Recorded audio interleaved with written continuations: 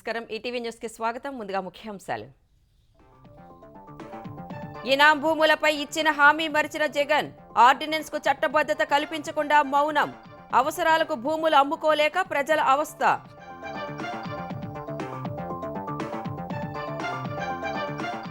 జగన్ పాలనలో గిరిజనులకు దక్కని మద్దతు. ప్రైవేటు కంటే తక్కువకు అటవీ ఉత్పత్తులు కొంటున్న జీసీసీ. పంట రుణాల పంపిణీలో లబ్ధిదారుల తగ్గింపు. తిరుపతి ఉప ఎన్నికల ఓట్ల అక్రమాల్లో మరో అధికారిపై వేటు. ఈసీ నియమించకుండానే ఈఆర్ఓగా చంద్రమౌళీశ్వరరెడ్డి విధులు సస్పెండ్ చేసిన ప్రభుత్వం. నేడు ఓట్ ఆన్ అకౌంట్ బడ్జెట్ ప్రవేశపెట్టనున్న తెలంగాణ సర్కార్. 6 గ్యారంటీలకే ప్రాధాన్యం. సాగునీరు, సంక్షేమం, వ్యవసాయానికి అధిక నిధులు.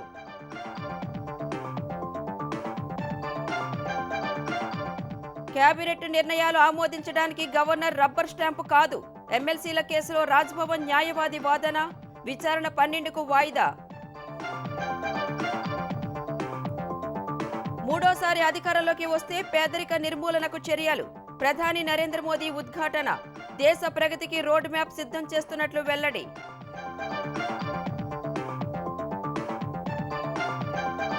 పాకిస్తాన్ ఎన్నికల్లో హంగ్ ఫలితం. ఇమ్రాన్ ఖాన్ మద్దతుదారులకే అత్యధిక స్థానాలు. ఇతర పార్టీలతో కలిసి ప్రభుత్వ ఏర్పాటుకు షరీఫ్ ప్రయత్నం.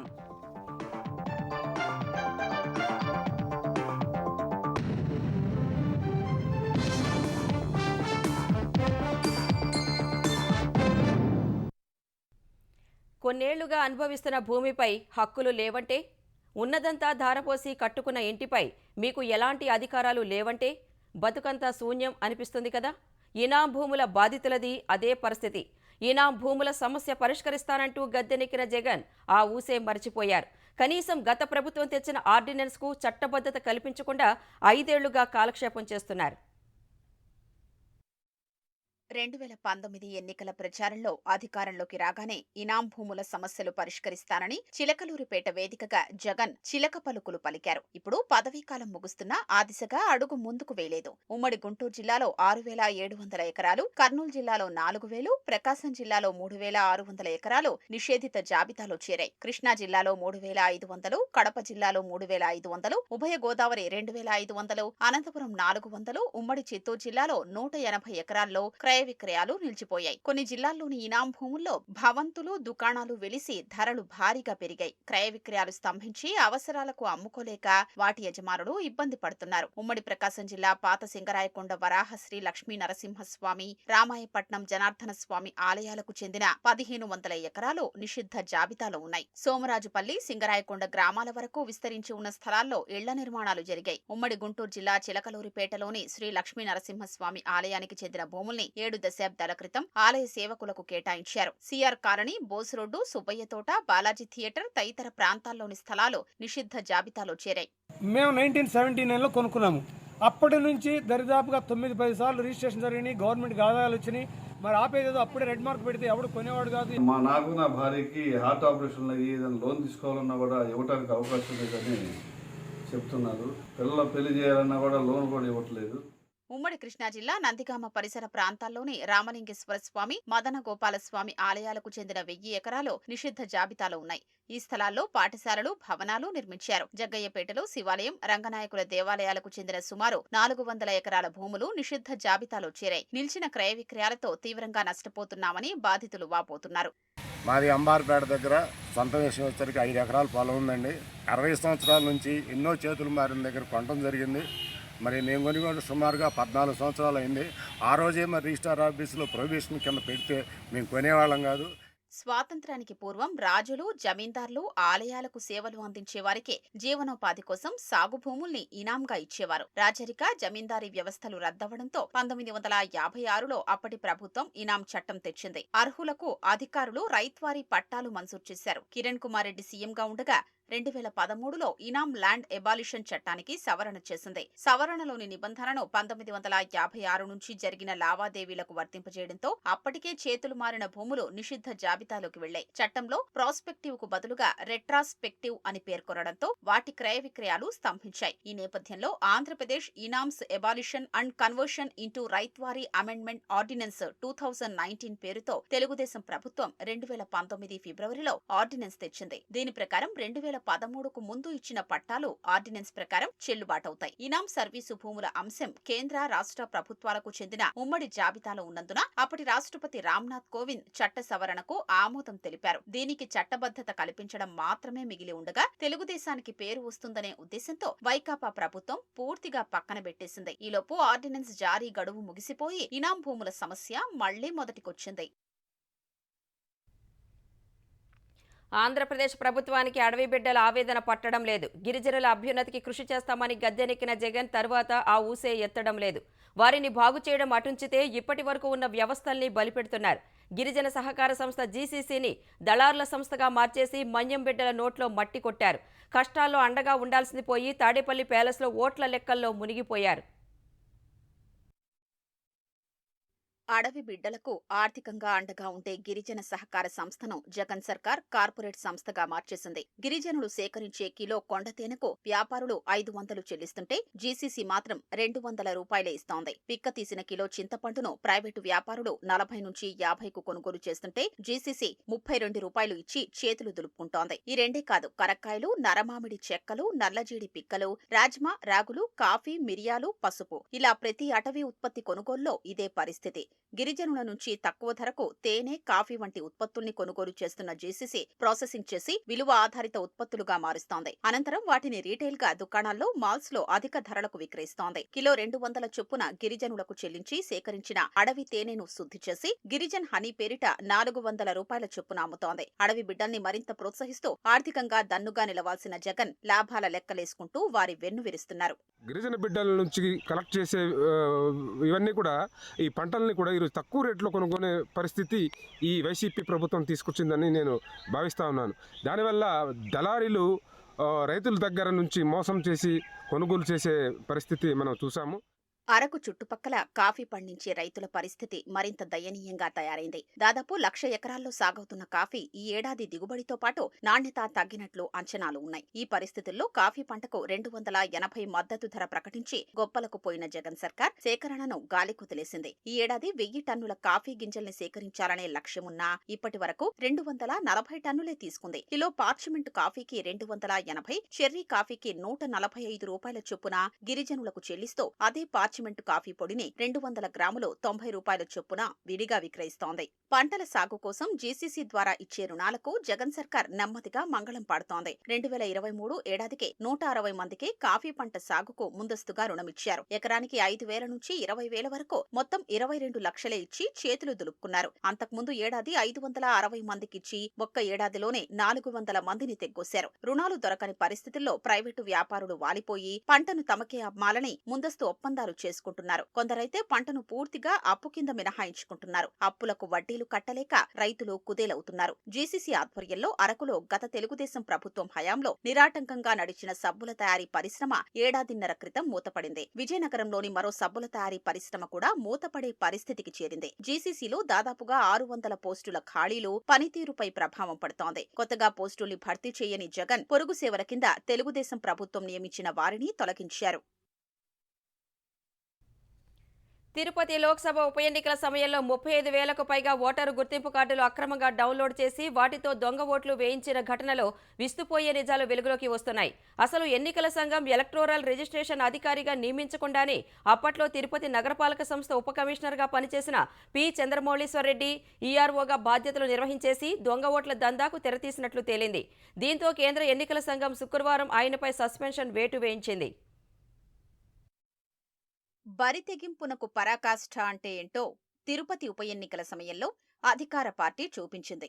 జగన్ ప్రభుత్వం, వైకాపా నాయకులు, అధికారులు కుమ్మక్కై సాగించిన అతిపెద్ద నేరపూరిత కుట్ర ఇది. తిరుపతి నగరపాలక సంస్థ ఉప కమిషనర్ గా పనిచేసిన పి చంద్రమౌళీశ్వరరెడ్డిని తిరుపతి లోక్సభ నియోజకవర్గ అసిస్టెంట్ రిటర్నింగ్ అధికారిగా, తిరుపతి శాసనసభ నియోజకవర్గ రిటర్నింగ్ అధికారిగా నియమిస్తూ 2021 మార్చి 17న ఎన్నికల సంఘం గెజిట్ నోటిఫికేషన్ జారీ చేసింది.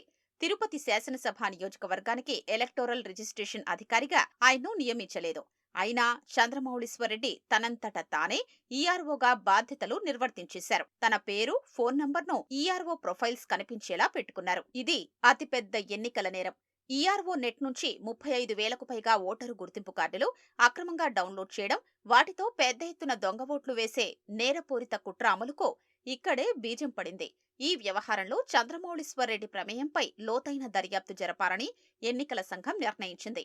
ఆ దర్యాప్తు పూర్తయ్యే వరకు ఆయన్ను సస్పెండ్ చేస్తూ పురపాలక, పట్టణాభివృద్ధి శాఖ ప్రత్యేక ప్రధాన కార్యదర్శి వై శ్రీలక్ష్మి ఉత్తర్వులు ఇచ్చారు. ఆయన ప్రస్తుతం మెప్మాలో సహాయ డైరెక్టర్గా ఉన్నారు. అసలు తాము నోటిఫై చేయకుండానే అధికారి ఈఆర్ఓ బాధ్యతలు నిర్వహిస్తుంటే ఎన్నికల సంఘానికి తెలియకపోవడమేంటి? నగరపాలక సంస్థ ఉప కమిషనర్గా పనిచేసే అధికారి ఏకంగా ఎన్నికల సంఘాన్నే మోసగించే సాహసానికి ఒడిగట్టారంటే ప్రభుత్వ పెద్దల అండదండలు లేకుండా సాధ్యమేనా? మరి ఆ కుట్రదారుల్ని ఎందుకు బయట పెట్టట్లేదు? తిరుపతి లోక్సభ ఉప ఎన్నికలు జరిగి 3 ఏళ్లవుతోంది. అప్పట్లో జరిగిన అక్రమాలపై ప్రతిపక్షాలు ఎన్నికల సంఘానికి ఎన్నిసార్లు ఫిర్యాదు చేసినా పట్టించుకోలేదు. ఇటీవల భాజపా నాయకులు కేంద్ర ఎన్నికల సంఘానికి ఫిర్యాదివ్వడం, ఆ తరువాత విజయవాడ వచ్చిన కేంద్ర ఎన్నికల ప్రధాన కమిషనర్ రాజీవ్ కుమార్ విచారణకు ఆదేశించడంతో ఎట్టకేలకు ఈ కుట్ర బయటపడి అందులోని పాత్రధారులు వెలుగు చూస్తున్నారు. లేదంటే ఈ మొత్తం కుట్ర నమోదైపోయేది. చంద్రమౌళీశ్వరరెడ్డిని తాము ఈఆర్ఓగా నియమించలేదని ఎన్నికల సంఘం తెలిపింది. మరి ఆయన్ను ఈఆర్ఓగా ఎవరు నియమించినట్లు? ఆయనకు ఆ ఆథరైజేషన్ ఎవరిచ్చినట్లు? ఈఆర్ఓ లాగిన్ ఐడి, పాస్వర్డ్ ఆయనకెక్కడివి? వీటికి సంబంధించి ఏవైనా దస్త్రాలు నడిచాయా? అవెక్కడున్నాయి? ఈ ప్రశ్నలకు సమాధానమే లేదు. ఇదే వ్యవహారంలో ఇప్పటికే ఐఏఎస్ అధికారి గిరీష సస్పెన్షన్కు గురయ్యారు. ఇప్పుడు చంద్రమౌళీశ్వరరెడ్డి సస్పెండ్ అయ్యారు. వీరి వెనుక ఉన్న అసలు కుట్రదారుల పాత్ర కూడా బయటకు రావాలని విపక్షాలు డిమాండ్ చేస్తున్నాయి. 6 గ్యారంటీలకు ప్రాధాన్యమిస్తూ తెలంగాణ ప్రభుత్వం నేడు మధ్యంతర బడ్జెట్ను ఉభయ సభల్లో ప్రవేశపెట్టనుంది. ఆర్థిక పరిస్థితిని దృష్టిలో ఉంచుకుని రాబడుల్ని బేరీజు వేసుకుని వాస్తవిక అంచనాలకు అనుగుణంగా వార్షిక ప్రణాళిక ఉండే అవకాశం ఉంది.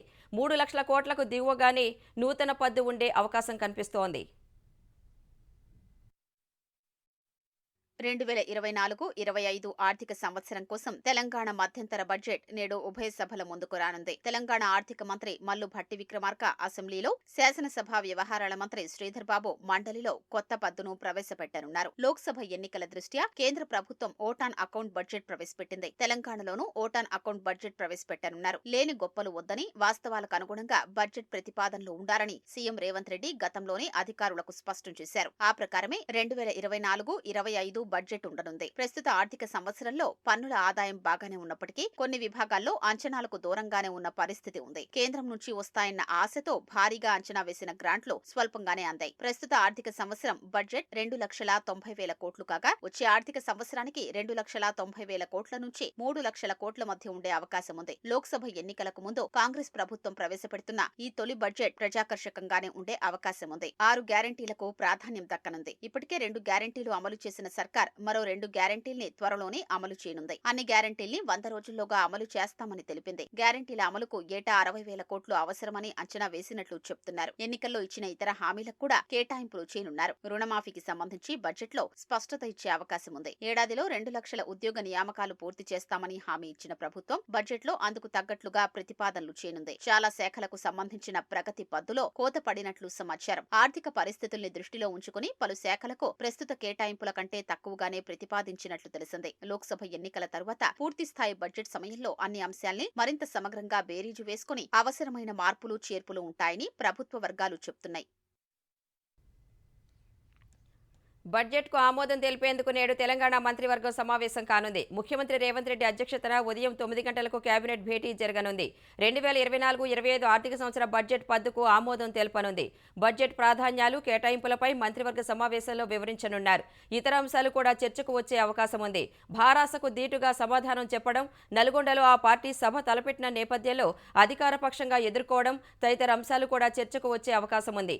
మేడిగడ్డ ఆనకట్టపై విజిలెన్స్ అండ్ ఎన్ఫోర్స్మెంట్ విభాగం నివేదిక, సంబంధిత అంశాలు ప్రస్తావనకు వచ్చే అవకాశం ఉంది. మంత్రిమండలి నిర్ణయాలు యథావిధిగా ఆమోదించడానికి గవర్నర్ ఏమీ రబ్బర్ స్టాంపు కాదని రాజ్భవన్ తరపు న్యాయవాది అశోక్ ఆనంద్ హైకోర్టులో వాదించారు. కేబినెట్ నిర్ణయాలు రాజ్యాంగ విరుద్ధమైతే వెనక్కి పంపే అధికారం గవర్నర్కు ఉందని తెలిపారు. రాజ్యాంగం కల్పించిన విచక్షణ అధికారాన్ని వినియోగించుకునే హక్కు గవర్నర్కు ఉందన్నారు. గవర్నర్ కోటా కింద ఎమ్మెల్సీ నామినేషన్లను గవర్నర్ తిరస్కరించడాన్ని సవాలు చేస్తూ దాసోజు శ్రవణ్ కుమార్, సత్యనారాయణలు దాఖలు చేసిన పిటిషన్లపై హైకోర్టు ధర్మాసనం విచారణ జరిపింది. తగిన అర్హతలు లేకపోవడంతో మంత్రిమండలి సిఫార్సులను తిరస్కరించారని గవర్నర్ తరపు న్యాయవాది చెప్పారు. గవర్నర్కు వ్యతిరేకంగా పిటిషనర్లు ఉత్తర్వులు అడిగారని చెప్పగా ధర్మాసనం జోక్యం చేసుకుంటూ న్యాయ సమీక్ష చేయరాదా అని ప్రశ్నించింది. ప్రభుత్వానికి ఆదేశాలు జారీ చేయాలి గాని గవర్నర్కు కాదని వాదించారు. గవర్నర్ రాజకీయాలకు అతీతంగా వ్యవహరించాలి కదా అని ధర్మాసనం ప్రశ్నించింది. కొత్తగా నియమితులైన 2 వ్యక్తుల నేపథ్యం ఏంటని హైకోర్టు ప్రశ్నించగా వారు అధికార పార్టీకి చెందిన వ్యక్తులు కాదని న్యాయవాది సమాధానమిచ్చారు. గత మంత్రిమండలి చేసిన తీర్మానాన్ని గవర్నర్ తిరస్కరించి వెనక్కి పంపారని, తాజాగా మంత్రిమండలి చేసిన ప్రతిపాదనను ఆమోదించారని కోదండరాం, అమీర్ అలీఖాన్ తరపు న్యాయవాది తెలిపారు. పిటిషన్లో తేల్చాల్సిన అంశాలేవీ లేవని వాదించారు. తదుపరి విచారణను హైకోర్టు ఈ నెల 12కు వాయిదా వేసింది. ఎన్నికల వేళ వాలంటీర్లను మచ్చిక చేసుకునేందుకు సీఎం జగన్ కొత్త ఎత్తుగడ వేశారు. ఏటా పురస్కారాల పేరుతో వారికి ఇస్తున్న తాయిలాల మొత్తాన్ని 250 కోట్ల నుంచి 500 కోట్లకు పెంచేందుకు రంగం సిద్ధం చేశారు. ఈ ప్రతిపాదనలకు ప్రభుత్వం కొద్ది రోజుల్లోనే ఆమోదం తెలియజేయనున్నట్లు సమాచారం. అవార్డుల ప్రధానోత్సవ సభల నిర్వహణకు ఏర్పాట్లు చేసుకోవాలని అధికారులకు ప్రభుత్వం నుంచి ఆదేశాలు వచ్చినట్లు తెలుస్తోంది. సేవా వజ్ర అవార్డు కింద ఇచ్చే 30,000 నగదు పురస్కారాన్ని 60,000కు, సేవా రత్న పేరిట ఇచ్చే 20,000ను 40,000కు, సేవామిత్ర కింద ఇస్తున్న 10,000ను 20,000కు పెంచనున్నారు. ప్రభుత్వ సంక్షేమ పథకాలను ఇంటింటికి చేరవేసే పేరుతో జగన్ ప్రభుత్వం 2,50,000కు పైగా గ్రామ, వార్డు వాలంటీర్లను నియమించింది. ఒక్కో వాలంటీర్కు నెలకు 5,000 రూపాయల చొప్పున గౌరవ వేతనం చెల్లిస్తోంది. వాలంటీర్లు ఎవరో కాదు, వైకాపాని అభిమానించే తమలో నుంచి వచ్చిన తమవారేనని సీఎం జగన్ ఇటీవల చెప్పారు. వీరికి గౌరవ వేతనానికి అదనంగా ఏటా అవార్డులు ఇస్తున్నారు. వాలంటీర్లతో ఎన్నికల్లో అనుకూలంగా పనిచేయించుకోవడానికి అవార్డుల మొత్తం పెంచే ప్రయత్నం చేస్తున్నారని ప్రతిపక్షాలు ఆరోపిస్తున్నాయి. ముఖ్యమంత్రి జగన్మోహన్ రెడ్డి, కేంద్ర ప్రభుత్వాలపై కాంగ్రెస్ సీనియర్ నేత కేవీపీ రామచంద్రరావు తీవ్ర ఆరోపణలు చేశారు.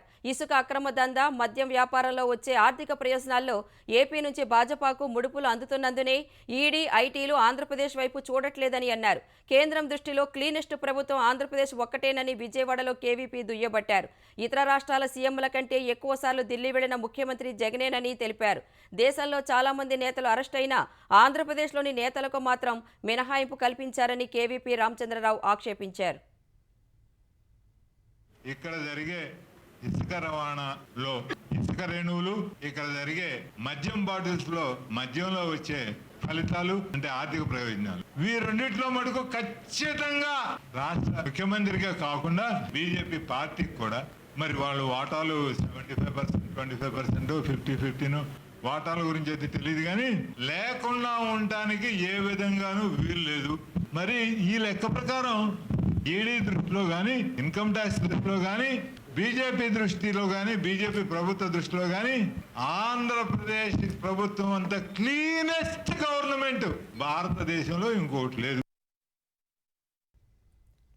అమరావతి ఇన్నర్ రింగ్ రోడ్డు డిజైనింగ్లో అక్రమాలు జరిగాయనే ఆరోపణలతో చంద్రబాబు మరికొందరిని నిందితులుగా పేర్కొంటూ సిఐడి దాఖలు చేసిన ఛార్జిషీట్ ఏసీబీ కోర్టు పరిశీలనలో ఉంది. న్యాయాధికారి ఈ కేసు ఫైల్పై చెక్ అండ్ పుటప్ అని రాసి ఏవో వద్దకు పంపారు. అవినీతి నిరోధక చట్టం కింద ప్రజా ప్రతినిధులపై కేసు నమోదు చేసి దర్యాప్తు అనంతరం దాఖలు చేసే ఛార్జిషీట్ను కోర్టు పరిగణలోకి తీసుకోవాలంటే సెక్షన్ 19 ప్రకారం సంబంధిత అథారిటీ అనుమతి తప్పనిసరి. సెక్షన్ 19 ప్రకారం గవర్నర్ అనుమతి తీసుకోకుండానే సిఐడి అధికారులు ఇన్నర్ రింగ్ రోడ్ కేసులో తెలుగుదేశం అధినేత చంద్రబాబు మరికొందరిపై ఏసీబీ కోర్టులో అభియోగ పత్రం దాఖలు చేశారు. విద్యార్థుల్లో గుణాత్మకమైన మార్పు తీసుకురావడంతో పాటు ప్రస్తుతం ఉన్న విద్యా వ్యవస్థలో సమూలంగా మార్పు చేయాల్సిన అవసరం ఉందని తెలంగాణ పర్యాటక సాంస్కృతిక శాఖ మంత్రి జూపల్లి కృష్ణారావు చెప్పారు. హైదరాబాద్ రవీంద్ర భారతిలో పూర్వ ప్రభుత్వ సలహాదారు కేవీ రమణాచారి 72వ జన్మదిన వేడుకల్లో ఆయన ముఖ్య అతిథిగా పాల్గొన్నారు. ఈ సందర్భంగా మాట్లాడిన మంత్రి ప్రతి గ్రామంలో సాంస్కృతిక సంప్రదాయాలను పెంపొందించే విధంగా కాంగ్రెస్ ప్రభుత్వం కృషి చేస్తుందన్నారు. ప్రగతి భవన్ వద్ద రోడ్డు ప్రమాద కేసులో బోధన్ మాజీ ఎమ్మెల్యే షకీల్, మరో 2 జారీ చేసిన లుకౌట్ సర్క్యులర్ను తెలంగాణ హైకోర్టు నిలిపివేసింది. పిటిషనర్లు ఈ నెల 23 లోపు పోలీసుల ముందు విచారణకు హాజరై దర్యాప్తునకు సహకరించాలని షరతు విధించింది. గత డిసెంబర్లో ప్రగతి భవన్ వద్ద జరిగిన రోడ్డు ప్రమాదం కేసులో మాజీ ఎమ్మెల్యే షకీల్ కుమారుడు సాహిల్, అతని స్నేహితులపై కేసు నమోదైంది. నిందితులు విదేశాలకు పారిపోవడానికి సహకరించారంటూ మాజీ ఎమ్మెల్యే మరికొందరిపై పోలీసులు కేసు నమోదు చేశారు. ఈ కేసులో జారీ చేసిన లుకౌట్ సర్క్యులర్ను సవాలు చేస్తూ మాజీ ఎమ్మెల్యే షకీల్తో పాటు మహమ్మద్ ఖలీల్ హైకోర్టులో అత్యవసర పిటిషన్ దాఖలు చేశారు. ఆ పిటిషన్పై జస్టిస్ కె లక్ష్మణ్ విచారణ చేపట్టారు. ఎల్ఓసీని సస్పెండ్ చేశారు. సిఆర్పిసి 41A కింద నోటీసులు జారీ చేసి విచారణ చేపట్టాలని, పిటిషనర్లను అరెస్టు చేయరాదని ఆదేశించారు. పిటిషనర్లు ఈ నెల 23లోగా పోలీసుల ముందు హాజరై కేసు విచారణకు సహకరించాలని న్యాయమూర్తి ఆదేశించారు.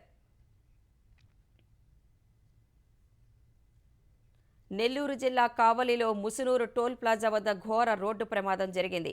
ఈ ఘటనలో 4 మృతి చెందారు. 15 మందికి తీవ్ర గాయాలయ్యాయి. తెల్లవారుజామున 2 గంటల ప్రాంతంలో ఈ ప్రమాదం జరిగింది. తొలుత ఆగి ఉన్న లారీని వెనుక నుంచి వేగంగా వచ్చిన మరో లారీ ఢీకొట్టి అదుపు తప్పింది.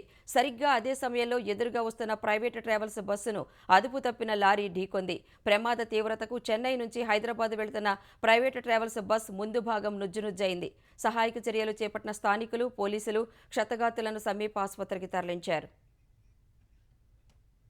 పాకిస్తాన్ సార్వత్రిక ఎన్నికల ఫలితాల్లో హంగు వచ్చే అవకాశం ఉండటంతో మాజీ ప్రధాని నవాజ్ షరీఫ్ ఇతర పార్టీలను కలుపుకుని ప్రభుత్వ ఏర్పాటుకు సిద్ధమయ్యారు.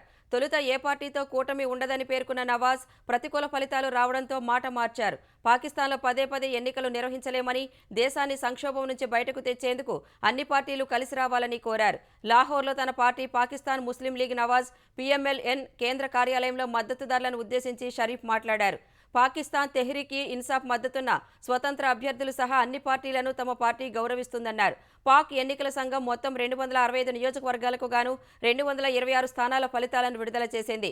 జైల్లో ఉన్న మాజీ ప్రధాని ఇమ్రాన్ ఖాన్ మద్దతున్న అభ్యర్థులు అత్యధిక స్థానాల్లో విజయం సాధించారు. పాక్ ఎన్నికల సంఘం PTI గుర్తును రద్దు చేసిన నేపథ్యంలో 92 చోట్ల ఇమ్రాన్ ఖాన్ మద్దతుదారులు స్వతంత్ర అభ్యర్థులుగా గెలిచారు.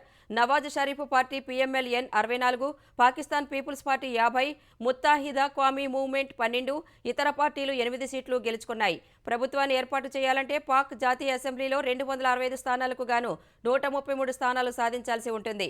తాము ఏర్పాటు చేసే ప్రభుత్వం పొరుగు దేశాలతో మంచి సంబంధాలు వృద్ధి చేస్తుందని భారత్ పేరు ప్రస్తావించకుండా షరీఫ్ చెప్పారు. మూడోసారి అధికారంలోకి వచ్చినప్పుడు దేశంలో పేదరిక నిర్మూలనే ధ్యేయంగా నిర్ణయాలు తీసుకుంటామని ప్రధాని నరేంద్ర మోదీ స్పష్టం చేశారు. మూడోసారి అధికారం సాధిస్తే ఏం చేయాలో ఒక రోడ్డు మ్యాప్ను సిద్ధం చేస్తున్నట్లు మోదీ తెలిపారు. ఢిల్లీలో జరిగిన టైమ్స్ గ్రూప్ గ్లోబల్ బిజినెస్ సమ్మిట్లో పాల్గొన్న ప్రధాని దేశాభివృద్ధికి కొత్త దిశానిర్దేశం చేసేందుకు తాను గత ఏడాదిన్నరగా కొత్త పథకాలను సిద్ధం చేస్తున్నట్లు వెల్లడించారు. కాంగ్రెస్ నేతృత్వంలోని UPA ప్రభుత్వం గత దశాబ్దపు పాలనతో పోల్చితే 10 ఏళ్లలో భాజపా చేసిన పని వేగాన్ని ప్రస్తావించారు. పాలనా శైలిలో వచ్చిన మార్పును వివరించిన మోదీ భాజపా 3వ దఫాలో పెద్ద నిర్ణయాలు తీసుకుంటామన్నారు. నయా భారత్ సూపర్ స్పీడ్తో పనిచేస్తుందని, ఇది మోదీ గ్యారంటీ అని పేర్కొన్నారు. हमारे तीसरे टर्म में देश इकोनॉमी में दुनिया में नंबर 3 तक पहुंच जाएगा. तीसरे टर्म में और भी बड़े फैसले होने जा रहे हैं. भारत की गरीबी दूर करने, भारत के विकास को नई गति देने के लिए हमने नई योजनाओं की तैयारी पिछले 1.5 साल से मैं कर रहा हूं और बहुत एक दिशा में कैसे काम करूंगा, कहां ले जाऊंगा, इसका पूरा रोड मैप मैं बना रहा और करीब 15 लाख से ज्यादा लोगों से मैंने सुझाव लिए अलग अलग तरीके से. काम चल रहा है और आने वाले 20-30 दिन के अंदर वो फाइनल रूप भी ले लेगा.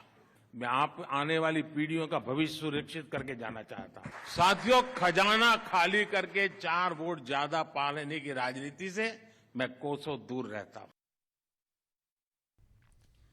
ఏకంగా ప్రభుత్వ ఆసుపత్రి ఆపరేషన్ థియేటర్లోనే ప్రీ వెడ్డింగ్ ఫోటోషూట్ తీసుకున్న ఒక వైద్యుని ఉద్యోగం నుంచి తొలగించిన ఘటన కర్ణాటకలో జరిగింది. కర్ణాటక చిత్రదుర్గ జిల్లాలోని ప్రభుత్వ ఆసుపత్రిలో ఈ ఘటన జరిగింది. బర్మసాగర్ ప్రాంతంలోని జిల్లా ఆసుపత్రిలో ఒక కాంట్రాక్ట్ వైద్యుడు వైద్య విధానాల నేపథ్యంతో తన పెళ్లికి ప్రీ వెడ్డింగ్ ఫోటోషూట్ చేయించుకున్నాడు. ఆపరేషన్ థియేటర్లో కాబోయే భార్యతో కలిసి ఒక రోగికి శస్త్రచికిత్స చేస్తున్నట్లుగా నటిస్తూ వీడియో తీయించాడు. ఆ దృశ్యాలు వైరల్ కావడంతో ఉన్నతాధికారుల దృష్టికి వెళ్లింది. ఆపరేషన్ థియేటర్లో ప్రీ వెడ్డింగ్ షూట్ నిర్వహించిన డాక్టర్ను సర్వీస్ నుంచి తొలగించినట్లు కర్ణాటక ఆరోగ్య శాఖ మంత్రి దినేష్ గుండూరావు ప్రకటించారు. ప్రభుత్వ ఆసుపత్రి ప్రజల ఆరోగ్యం కోసం ఉందని, వ్యక్తిగత అవసరాల కోసం కాదని ఆయన ఎక్స్లో పోస్ట్ చేశారు.